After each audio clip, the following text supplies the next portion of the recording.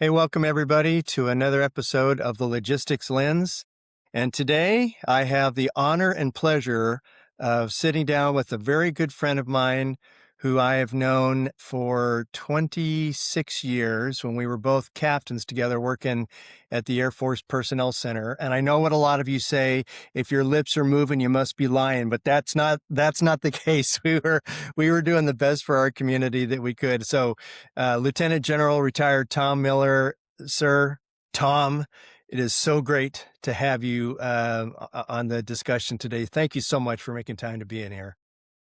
Thanks, Kevin. And we've talked about it a little bit. So when we were sitting about 10 feet from each other as captains in a cubicle farm, can you imagine the opportunity well, podcasts weren't a thing, but if you could see the insights and the questions that you've been asking, the senior leaders you've had on your podcast, I mean, that would be just incredible, insight to have at any level. But boy, I wish we had that. We might have learned a thing or two. Yeah, it really is neat what technology allows today, but it would only happen if people like you and your peers and colleagues take the time to share, your history, the things that you've lived through, what you've seen happen in our community, and in your case, you're recently retired, but still heavily involved in the community in many different ways, and we'll talk about that. But the first thing I want to ask you is, I mean, three-star general, pretty big deal. How did you progress through your career? I mean, I don't look at you as a captain. I look at you as a three-star, but I remember when you were a captain. Kind of give us a quick overview of how you progressed through your career, all the way up to really the very top of our community. Sure thing. So, I was end of the 80s. Cold War was ending. Not a great time to have allergies for a pilot physical in ROTC. So, I had to decide, if I wanted to be a military officer, I wanted to be an Air Force officer. And if I wasn't going to fly in the Air Force, what was something meaningful that I could do? So I love airplanes. I still do. I love working with people on hard problems and working their way through and solving them. And aircraft maintenance was a great nexus for that. My grandfather was a crew chief in World War II on B-17s and a maintenance officer on B-47s and B-58s. And so as that all came together, that became the why. And so I went flight all the stuff you would expect a maintenance officer to do, flight lines and exercises and deployments. And then, so really went through squadron command, group command, wing command, and then into the maintenance repair overhaul, the MRO side of the business within AFMC in the later years, and then all the staff stuff that you would expect. So the staff stuff was probably your favorite part, right? Not being out on the flight line or anything. It is the thing that must be done so that the flight line can be done. So Yeah, no, I understand. Obviously, joking. I mean, everything that we do throughout our careers is important and plays a particular role to supporting the community. But I know firsthand, just like you, what it's like to be out on the flight line and launching the aircraft is just such a great feeling. But same thing with getting things done in some of the other places that you worked that we'll talk about in depth here in just a little bit. But when you talk about how you progress through the ranks and through the various jobs that you had, I mean, for someone who's coming in brand new, let's say a brand new second lieutenant, how would you tell them to think about their career and what to focus on uh, as they want to do well in their current job, but they can't help but think about what the future holds? What advice would you give them? think, and it's advice that, fortunately somebody got through my thick skull early on was the first thing is to learn your discipline. Whatever discipline I mean, like become to the ability that you have, the access that you have, become the expert in the thing that you are doing in the Air Force or in any service. Um, and how do you get that? Because that's how you get credibility.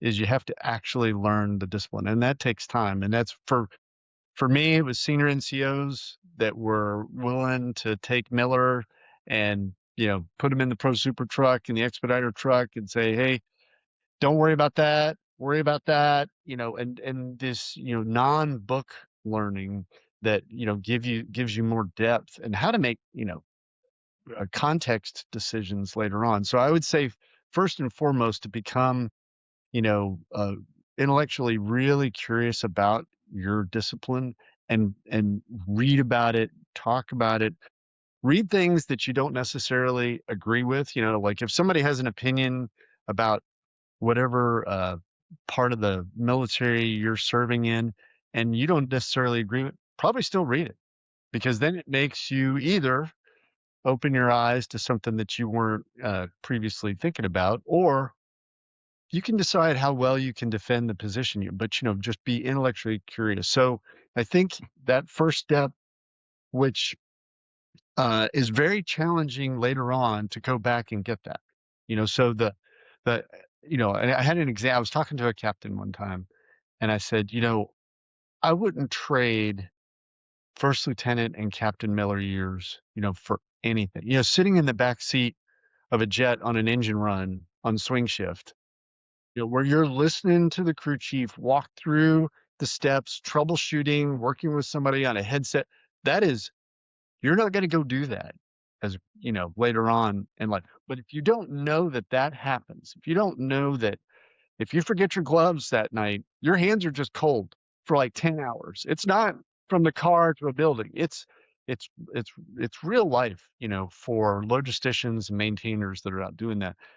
That you need later on in a conference room. You need that context and that experience later on. And if you don't get it, it's very challenging to go. Well, at least it would have been, from what I observed, to go back later on as more senior because you just don't have access to that. So take advantage of that, and don't be in such a hurry to move on to the next thing and really get the depth of the experience and learn from the people that are around you that have got scar tissue that you don't. Um, will make you better. Man, that is so, great, and your example of, sitting in the back of the jet on engine run is just yeah, it kinda makes the hair on the back of my neck stand up. I love it, and of course, when we were at the Air Force Personnel Center, what was the saying? "Bloom where planted," right? That's, Right. remember that one? They So, do all the time. it still applies, right? It does. I've seen that at a really senior level. Mm. I've seen people who were put into a position where maybe that wasn't their first choice, and they figure, "Hey, this is what my service needs me to do." I didn't raise my right hand to come into the military and go to cool schools and get accolades and a bunch of stuff to hang on the wall. I came in to serve my country. And if my country needs me to be the, fill in the blank and it wasn't my first choice, then that's what my country needs me to do. And the people that embrace that and dive into what may not be traditionally the golden path, another phraseology that you and I heard a bunch, when we were talking to people, if that, which is really a bloom where you're planted, example, is you go and you knock that out of the park, then senior leaders look at you and go, you know what, that wasn't a plum deal, and they took it and they made it something amazing. We need somebody to do amazing in this other really vexing problem area. Pick them versus picking the person that's had, the perfect golden path all along and things just kind of served up to them. I mean, if you're having to decide who to bet on, a lot of times I've seen senior leaders bet on the person that's been given a tough gig and knocked it out of the park. That's such, phenomenal advice, still holds true today, just do what you've been asked to do. And just focus on that, and the future will play out the way that it's supposed to. Just lean into whatever your current job is. So, yeah, well, thanks very much for just the quick overview of going really all the way to the top. I want to dig in, if we can, into your last three jobs in the Air Force were tough jobs. I mean, all jobs have complexity and their challenges and their good things, of course, too.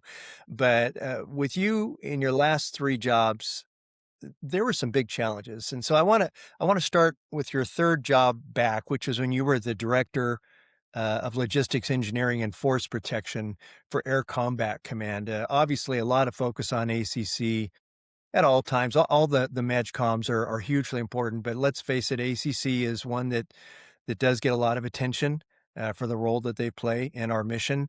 So I'm curious, what processes uh, did you use to reconcile when there were competing sustainment demands across all the wings and the MAGCOM stakeholders that you were trying to serve? I mean, you unfortunately, it's tough to always have everything that we need. So when there were competing demands, how did you handle that as the ACC A4? It was an amazing role. Before I went to that role, I did what I think a lot of people probably do, I would guess, is I called some people who had had that job before I was going into it, names that you would definitely recognize, Let's hear him. Let's hear J him. Gerald Feder, Gerald Mm, Cooper in uh, particular, because, yeah. as I walked through the how, um, and the role that a MAGCOM, especially Air Combat Command, when a lead MAGCOM that has weapon system health responsibility across multiple, MAGCOMs, ACC cares about the F-16s at Aviano and Masala just as much as the Shaw. Now they're not in ACC, but from a weapon system health and working with a program office and looking at, an emergency action TCTO that's coming out, all those things, the weapon system teams at ACC, work, every day with, and cross component, Air Force Reserve and Air National Guard. So the role there was a lot more layered, than I had thought. And to be fair, I'd been on the air staff and I'd been on the joint staff. I had not been in a MAGCOM. So to go to a MAGCOM for the first time as the A4, I knew there were things I did not know. I just didn't know what they were yet, but I was very confident that I had a gap there. So I reached out to people that I greatly respected and said, "Hey, what did you utilize?" And they were very generous with their time. And two things come to mind, for sure. One was I was surprised how much interaction I had with wing commanders as the A4. I expected maintenance group commanders and mission support group commanders to want to chat, and certainly did. I was surprised and encouraged actually that flying wing commanders would say, "Hey, I got a vexing problem. I got a concern here, or I have a problem I need to solve. I don't know the whether it's the alphabet soup of AFMC organizations that maybe they haven't had a lot of experience with and they'd like some guidance there, or just, how resourcing problems, whatever they were." And so it was a really healthy wing commander interaction, which I enjoyed. I didn't expect that, and I really enjoyed it. I think the gap, and you talked about, there's competing needs within across the MAGCOM. And I think the gap that surprised me the most was it wasn't a it's not a bad gap. It's just a how do you fill that gap? Is the A3 has a focus on readiness, of course, and generating enough aircrew to be able to meet the readiness requirements and flying the flying hour program. And there's vitally important. And the 5.8 is thinking about the future. What capabilities do we need to pull into this fleet? And that's going to require modification, and that takes away aircraft availability. And if there isn't a good conversation there, you could have the A3 needing something from the logistics community and the 5.8 needing something not exactly the same from the logistics community. Yeah. And so how do you but there's only one set of logisticians, one fleet, one unit. And so having that conversation between the three of us was invaluable. And they part of it was the relationship of literally, it's a campus at Air Combat Command. It's like a little college campus where you can walk from building to building. And, I think the threes office was 75 yards or so from my office. And, the 5/8 was maybe 100. So taking advantage of that, and that actually illuminated things to me that helped later on in the Pentagon between the five, the three, and the four that I used later on. So, what I hear you saying is that relationships are important, right? And being able to look at things from another person's or another organization's perspective, and finding that way to look at the big picture and how to best serve really the needs of the Air Force. And sometimes it's going to be, I got to fly this many sorties today, and sometimes it's going to be, well, here's where we need to be in 10 years. Okay, how do we meet all those needs? Relationship building is hugely important. Am I putting words in your mouth No, or that's it. Because the there's only one commander of all three of those directors. Me, the three, and the 5/8 at the time had one command.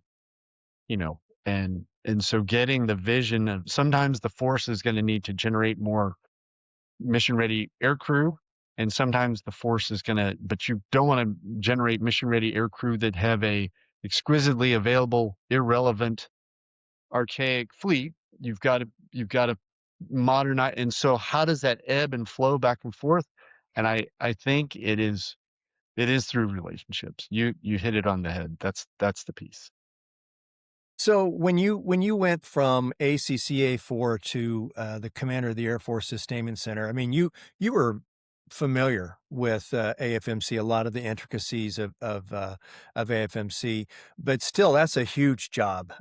Lieutenant General Hammerstedt's in that job now. She was the ACCA 4 and recently moved into AFSC. I'm sure she's drinking from the fire hose, even though she's very well versed also in that area.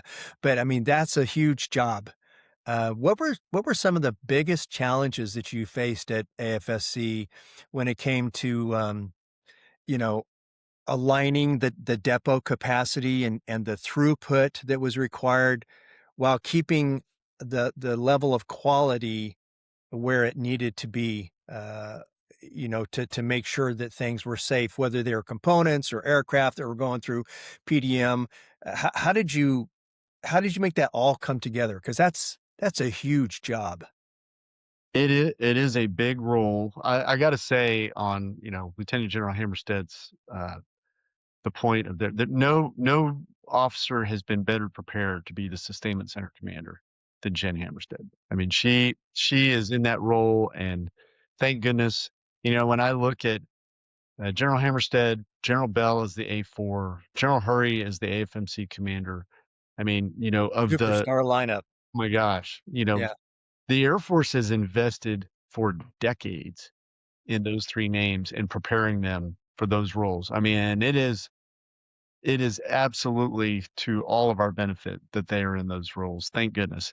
So the Air Force does a good job of preparing you. I mean, you're right. I had been the depot at um, Ogden, at Hill Air Force Base, the deputy in that depot. I'd done sustainment center stand up. I'd been the vice commander of sustainment center. I'd been the Oklahoma City ALC commander.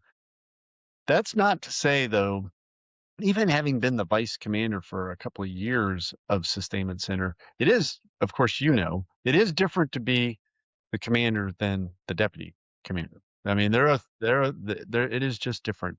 Um, but the Air Force did a great job in the preparation, in investing in me as well. I think to get your point on the challenge, I think the challenge is in the agility.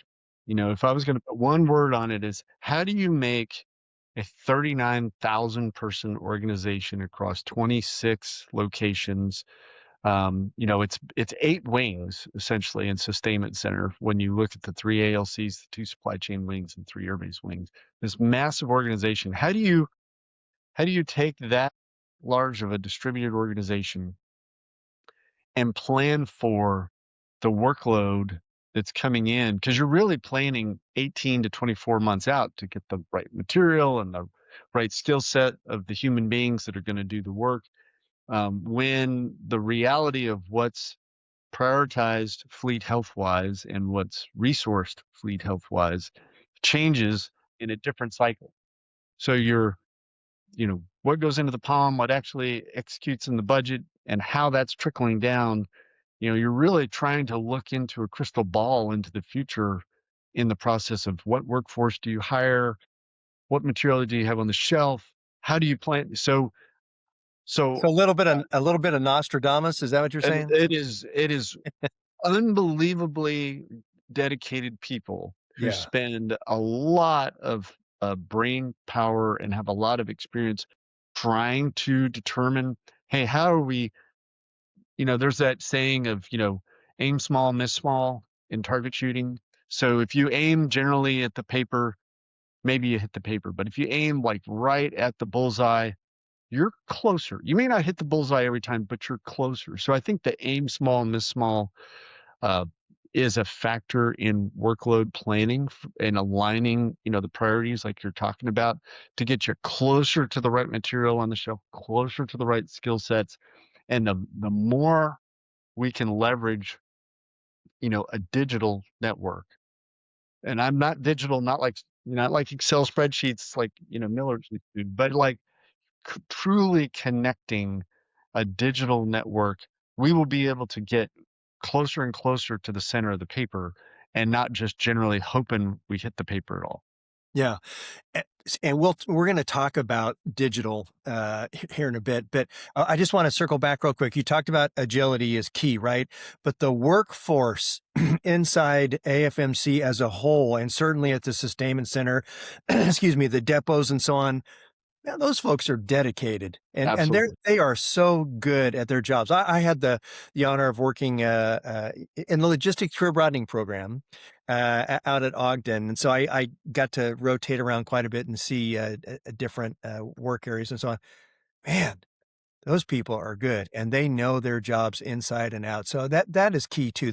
Those folks are so dedicated, whether you're talking about the military that are assigned there, for 2, 3, 4 years, or the civilian workforce that may be there for 20, 30 years, right? Very dedicated and agile, able to do what needs to get done to meet the mission.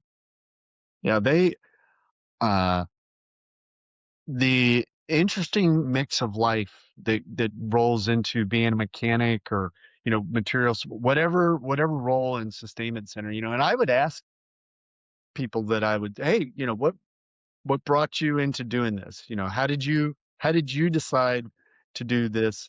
And some of them were, hey, I was 18 years old. I went to a Votech and I looked at, hey, I could work in the local welding shop or I could work on fighter engines. I chose okay.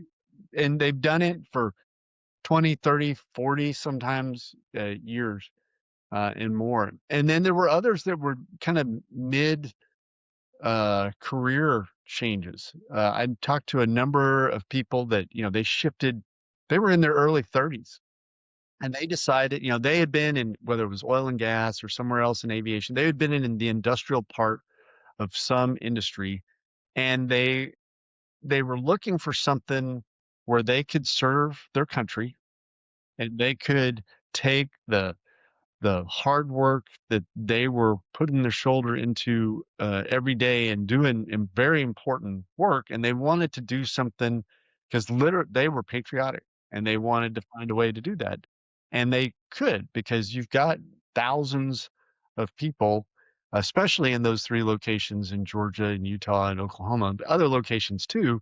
But for those the three Air Force depots are very large, compared to a lot of organizations, and they found a place where they could take the industrial knowledge and know-how and hard work and dedication that they have and apply it in a patriotic way, and they found a good home. Yeah, no, absolutely. I mean, great Americans across our service, right, and across the DOW, but it takes a special breed and a special attitude and work ethic to do a lot of the work that takes place inside AFMC and the sustainment center, the depots, and so on. I want to move to your time as deputy chief of staff for logistics, engineering, and force protection at headquarters, USAF. I mean, now you've got more than, and I'm air quoting, logistics, right? But now you got engineering and force protection too.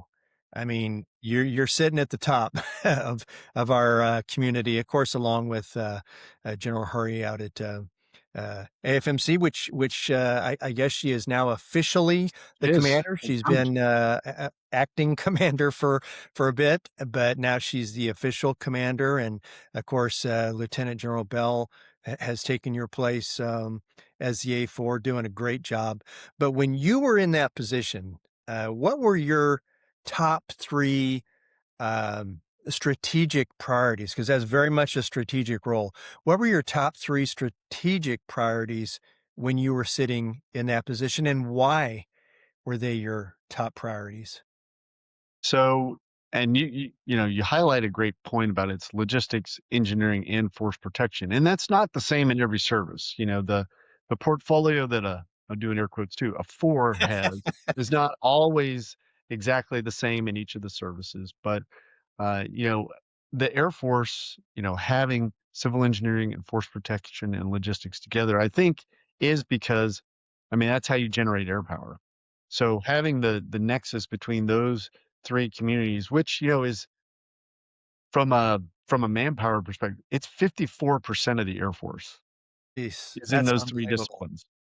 Those three disciplines, you know, are 54% of the Air Force just in those three. Now, but let me, you know, to get to your question, I think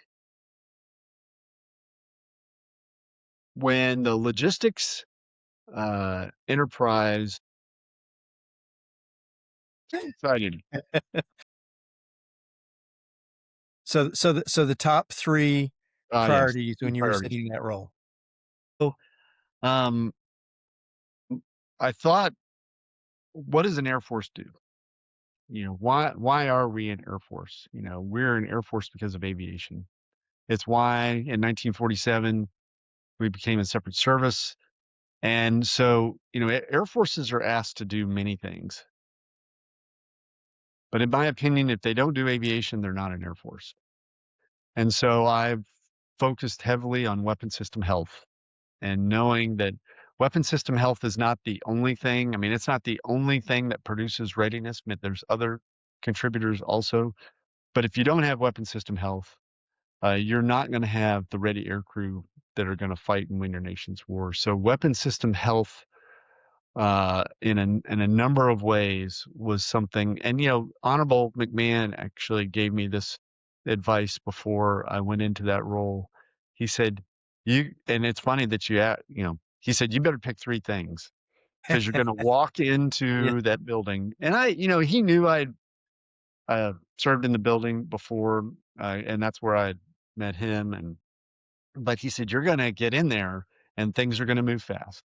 And if you don't hang on to just a few things that you personally are relentless about, um, the time will be past and you'll look back and go, you know, he goes, you don't want that. He goes, hang on to those three things. So weapon system health was absolutely, um, in every conversation, even, of course, in the maintenance and logistics realm, but, even in the way security forces, you know, provides force protection to weapon systems. And even, you think about facilities and, MILCON and FSRM for, civil engineer experts, the low observable facility for an F-22 unit is a facility, but it's really a capability.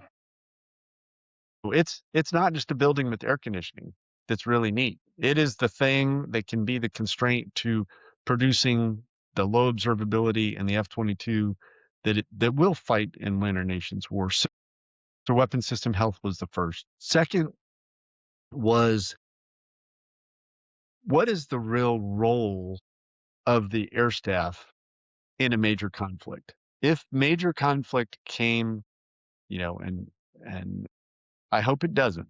But if major conflict, if the U.S. was involved in a major conflict, what would the role of the air staff be? The Air Force doesn't fight a war. The Joint Force Commander fights a war. The services contribute their service providers. They provide forces to the combatant commander. So what specifically, and I asked our team, specifically in this building, what's our role? And there's a number of them, but one of the most important roles is scarce resource allocation and reallocation. You know, so if you have a joint material prioritization board with the J4 joint staff, and all the services come together and go, hey, here's where we need we need 20 more of these things. Where will these things come from? What's our process within the Air Force to rapidly make that decision? Have we got the authorities figured out? Have we got not just by class of supply, because it sounds really great. Hey, there's 9 classes of supply. We'll just have OIC of each of the 9 and we're good. Well, it's layered in think about within munitions. There are several people in each of those classes of supply. There's nuanced and figuring out all those authorities. There will not be time if we're in a major conflict. The generals could still be arguing over when to you have the secure VTC to argue about it, and it would be over. You've got to map out Yeah. what are the authorities, and this doesn't mean that logistics should be the decider. I'm not asserting that, but I do think logisticians are in a really important position to be able to map it out. Map out what are the authorities, what are the decisions that have to be made, because if we make a couple of decisions in that process, and it takes us a couple of weeks right now, we would be making hundreds of those decisions daily, and that's conservatively. And if we're not, then the decision advantage that we always talk about will be decision disadvantage. If we go into vapor lock because we just can't make a decision because we haven't done that pre-work, that was one of my concerns. And so the team has done all 3 directorates had done epic work in making progress in that. Work with the joint staff, work with DLA, and the other services are all looking at that. How do you map out the authorities in advance? So in the day that you don't want to come, you're prepared to do the thing that uniquely the staff is in a position to do. We're not going to be launching the fleet. We're not going to, but what scarce resource allocation and reallocation and mapping that and working with the joint staff and DOW is a primary role, I think. And so they did epic work on that. And then the third priority was really the human capital piece of that. How do you grow the leaders and build the talent and give opportunities for the emerging leaders to do the first 2 things, when Miller's gone, so how do you how do you work on the future? Not, it's pretty obvious when you think about the future for someone, and this is not just general officer management. This is general officers, colonels, senior master sergeants, chiefs. How do you think through, there's initiatives on uh, how do you change the structure within aircraft maintenance within the Air Force, which is the chiefs, actually 3 chiefs that were on the air staff came up with this idea and have been working on it for a couple of years. But how are you going to position leadership to be able to do those first 2 things so they don't just get there and go, what the heck were all these people doing, before me? Now I've got a crisis, and you didn't prepare me for it. So those were the 3 things: the weapon system health, scarce resource allocation, reallocation, and talent development. Yeah, I'll tell you, and just trying to narrow it to 3, is a daunting challenge, and of course, Honorable McMahon, I mean, I still actually have a chance to work with him, day in and day out, and he's just so, insightful, right, on giving advice and having been through what he's been through from and the different levels that he's served at. What a great person in our community, and hearing you talk about General Cooper and General Fetter, all terrific logisticians and leaders, and they're just a few of the many that we've grown. And you talk about developing human capital, how important that is. And like you said, Tom, not just on the general officer side, but man, we've got to have the right people in those enlisted roles. And so that's a huge part of what you did when you were sitting in that position, as well as the other two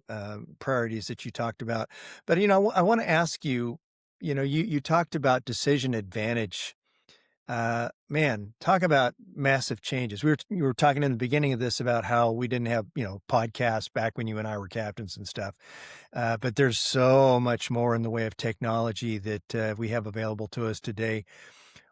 What do you see happening in our community and inside the military logistics community that's happening now or needs to happen or will happen, in the future when it comes to the infusion of technology, whether you're talking about AI or really predictive data analytics, the use of drones, automated robots, all these different things that are almost, I won't say commonplace, but they're available. They're in the workplace now, inside the DOW and certainly in industry. How do you see technology transforming, our community in the next, I don't know, 10 years? There's definitely, there's the data piece, the information, the decision making piece, and then there's the technology, whether it's additive manufacturing, cold fusion, rapid reverse engineering of a part that a company is either not interested, not willing, or not around to make anymore, or all the so those I think there's a generation that is tired of waiting for people to come up with the big plan that's going to solve it all, because there probably isn't a big plan. And so you see initiatives where, um, a unit tries this and a unit tries that, and some will not be successful, but some are successful. And I think it is a challenge, especially for senior leaders, that when they came into the service, so our generation, so, I didn't have an Air Force email account when I got commissioned. There was no, it's not that I missed it. There was just no such thing as an Air Force email account. And I remember my chief in my second job when I went to Edwards, he goes, "Hey, sir, did you check your electronic mail?" And I go, "Nah, chief, nobody ever sends me anything on that." He goes, "No, I think you ought to check it at least once a week." And no kidding. So you go from The week. check your email once a week because you had to go to a different location to where they had a computer, I remember. to now where you have dashboards and you know you have AI can be proposing potential solutions for a problem just by listening to a conversation that you're involved in. I mean, that is a leap. That's not a leap for someone who just joined the service in the last 5 years. That's how they grew up. So I think as senior leaders, um, it's important to not be the impediment. There are definitely safety of flight, and there are things that need to have rigor behind them. But there are also things where the impediment is us, and getting out of the way of that um, is important. And you can only wave top it so much. You actually have to learn things later in life to be helpful to the people that are behind you. I mean, I think whether it's reading a book, you know, watching a podcast, learning about, the technology, it can be overwhelming to someone who didn't have an email account when they joined the Air Force. But I think there's an obligation by senior leaders to they don't have to be writing code, for the next big thing, but they have to be intellectually curious enough to dive in and understand enough about it to enable the people who have just got, a fire in their belly to go solve a problem, to give them the opportunity to do that. And so, the rapid decision making. I heard somebody make an example of, this is years ago when Uber was just beginning, and the example the senior leader said is, "Hey, there's no big air operations center at Uber with a 20-foot ceiling and a gazillion computers where everybody's got headsets on and they're looking at Miller is standing at the corner of this street and that street and needs a car that has two seats, and there, who should it's technology. It's linking those things together. And so how do you make the rapid logistic decisions? How do you make a more targeted workload decision within the sustainment enterprise? How do you give a more accurate demand signal to industry? General Summerly talked in his podcast with you about, hey, be more precise. So because industry's got to recover their costs too, and DLA has to recover their costs. And some might say, well, uh, that's maybe not my concern. Well, it's all of our concerns. Number one, because we're taxpayers, but number two, they have to recover the cost somehow. So if they don't recover it on the item they're selling you now, there will be a recovery. So being more precise means you spend less money to get the readiness. And I think every indicator should tell us that the technology that is changing the American business, education, the economy. There isn't going to be this hermetically sealed thing called the United States military that sits over here in isolation and is not part of that. It needs to embrace it, understand it, and there's going to be mistakes as we go, but keep pushing. And I'll tell you, there is so much free capability out there to learn about artificial intelligence or data informed decisions or predictive analytics, robots, automation, use of drones. There's a world of information out there, and it is incumbent upon the leadership of today to dig in and learn at least enough. Like you said, I think you put it great when you said, don't be an impediment, right?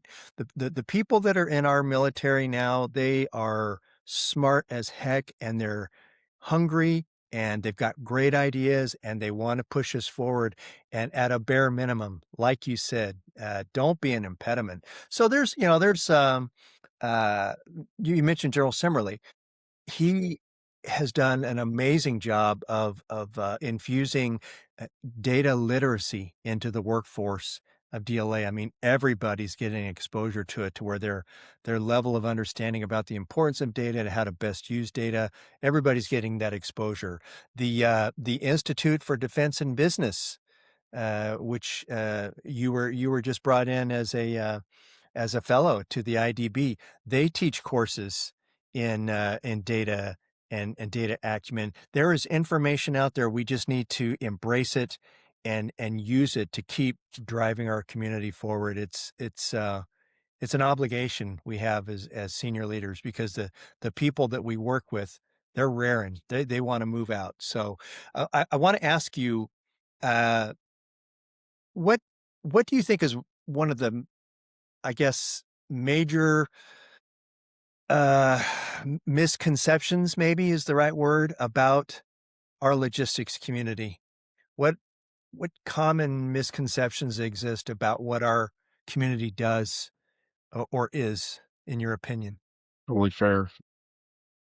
I would say a misconception would be that logistics is stagnant. Sometimes logistics does involve, how many of something do you have?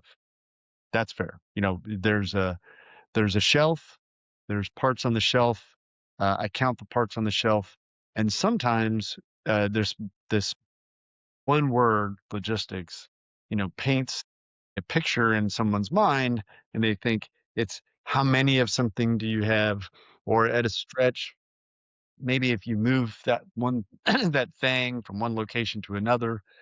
Um, but logistics is so integral to an operation. It, often think about, hot pit refueling an airplane. So the fighter taxis up, still running. A POL airman and crew chief connect a fuel hose to a running fighter engine. It's pumping very flammable jet fuel into an engine, into an airplane that's living and breathing, and all the electronics are running and everything. So that is an operation. How do you can't hear anything. I think some of that comes from uh, maybe a service only perspective of logistics, which I think, if you've, if you haven't had the opportunity to, to do a joint operation or be in a joint organization, my eyes were open. When I went to the J4, I knew there was this thing called joint logistics. I'd read about it. I talked to people about it.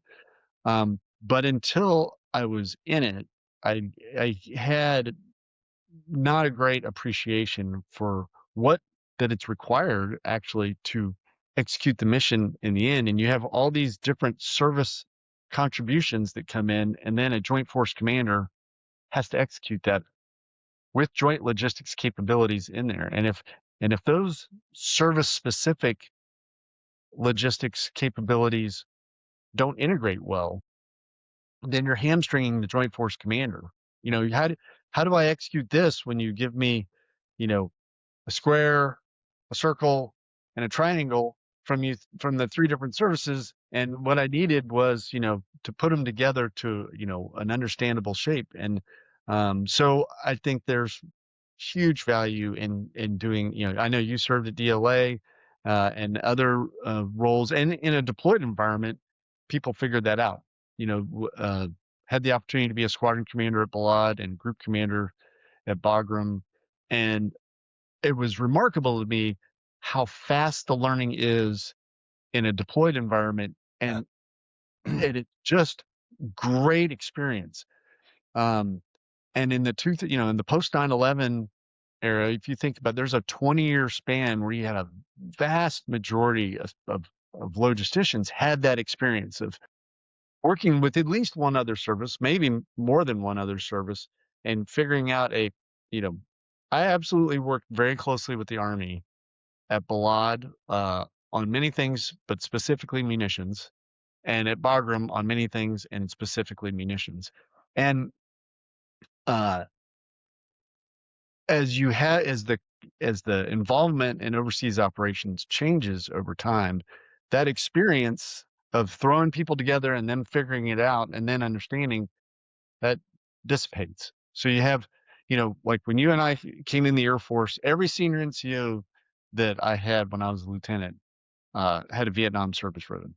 Yeah. I mean, and some of them multiple tours in Vietnam. And so when they would teach us about, dispersion of equipment, it wasn't a theoretical, hey, let's pass the inspection thing. It was, don't put all your generators next to each other because one mortar can take them all out. It was, and they were talking like, because it had happened to them, not because they had read it in a book. So just like that experience was important, and there's an experience that the U.S. military has now, as that changes and as people, you know, retire, separate, the services are going to have to really look at how you retain the value and understanding of joint logistics operations if you don't have a large part of your force operating in that environment every day. Do you do it through simulation exercises? You've talked many times, I think, about, about logistics exercises and what's the future of that. I think there's big value there. I'm glad you're picking at it. Yeah, so what I hear you saying is that logistics is a little complex, right? Whether you're talking about a tactical hot pit situation or whether you're talking about getting the joint force connected and being able to synthesize and integrate operations, it's kind of a tough field, but we love it, right? And we lean into it and we make the very best of it that we possibly can. And certainly there's a lot of challenges in our community, and we still have things to figure out. But our leadership that we have at the senior levels and at the junior levels, the people that are working in the trenches, for lack of a better phrase, everybody's leaning into it, and we are making progress as a community. But it is a complex operation, and thank goodness for those people who have served before and who have brought their experiences forward to help us learn about avoiding mistakes that may have been made in the past or thinking about things from a different perspective. We need to honor those who have served before and learn from them. And that's a great example that she used about the folks that served in Vietnam. You know, horrible, tough situation, but a lot of great learning came from that generation, and will be the same with the generation that you and I were part of. Man, what a fantastic discussion. I appreciate it. I always kind of like to try to add something at the end where I ask a few questions just to get under Tom Miller's. What's Tom Miller like as a father and a husband and someone who I have known for a long time and really care about. All right, so when you are working hard, when you were out on the flight line or you were, working 15, 20 hours to get a mission going, what did you snack on? What was your go-to snack during those tough times that got you through the process? Trail mix. You So didn't even have to think about it. trail mix Trail with mix. M&Ms, so there's so yeah. So doesn't it maybe it expires, I don't know, but you can keep trail mix a really long time. It goes well in a Ziploc bag, you can keep it in your desk drawer, you can put it in a backpack. Okay, trail mix. Got it. So I know you very well. I think I might know the answer to this question, but I want to hear what you think is maybe a quirky habit that you have developed over your career, something that sets you aside from some of the other folks. I don't yeah, that could be a big self-indictment right there. That's all right. No, who's listening? This is a podcast, right? Come Yeah, on. So, yeah, a quirky habit. I try to eliminate variables, so I make lists. You got it. You got it right there. I make a list, and I think, friends of mine, anybody, that knows me, yeah, would say, "Yeah, you make lists." But I don't feel, chained to the actual list. To me, putting it on the list frees my mind to be able to deal with the variables that are gonna come down. Variables happen every day. And in all those roles that you talked about, I can make a list all I want to for the week and, things would emerge that were not planned. But in my mind, if I put it on a list, uh, it I don't I know it's captured. And to me, I'm able to deal with the stuff that's unforeseen better because I know I got the stuff that's captured. So Yeah. lists, I guess. I'm not in any way making fun of you at all, It feels with like a little oh, bit, no. but that's okay. So But I do know that about you. I do recall that. Okay, well, listen, man, thank you. It's so good talking to you. How's life in Texas? Good? it's great. Yeah, it may only get to 68 degrees today. I You may got your have to, park on? yeah, I have to put my parka on to go out. Yep, I've been, spending time visiting family, visiting friends, getting to see people that I kept on changing plans. Yeah, I'm going to take leave here, and then I don't, and then so been investing a lot. Kim and I have had the opportunity to travel and see family and friends, and really spend time doing that. It is great. It Yeah, is that's great. good. Thanks for asking. Well, you deserve it, my friend, after, working so hard for many years and, just to put it on the table, uh, thank you. For everything you did for our community, for being a great person, a good friend, and someone we can all learn from. I know you got a really cool chapter 2.0 going on, And I want to thank you for fitting today into your schedule because even though you're relaxing to some degree, I know you still are keeping very busy. So thanks, General Miller, for who you are and what you've done for our community, and Well, for the thanks. people that. Sorry, go And ahead. I got to say, thanks for doing this. I'm not kidding. You know, if I had access to these conversations you're having with people, you know, as a captain, it would have illuminated things to me that I didn't even know to ask. So you're taking the time to do that, and a lot of people really appreciate it. So thank you. Yeah, absolutely. Well, thanks again, Tom. And for people that tune in today, hope you enjoyed the conversation. And we do have a lot more coming down the pike, some really cool conversations coming up with folks that you will know. And if you're interested in being on the podcast and contributing to the discussion, please let me know. I hope to keep this thing going as long as it's valuable to the community and people enjoy it. So reach out to me and, again, thanks for everything all of you are doing every single day for the log community and for our nation as a whole. And I hope to see you next time. All right, out here. Thanks.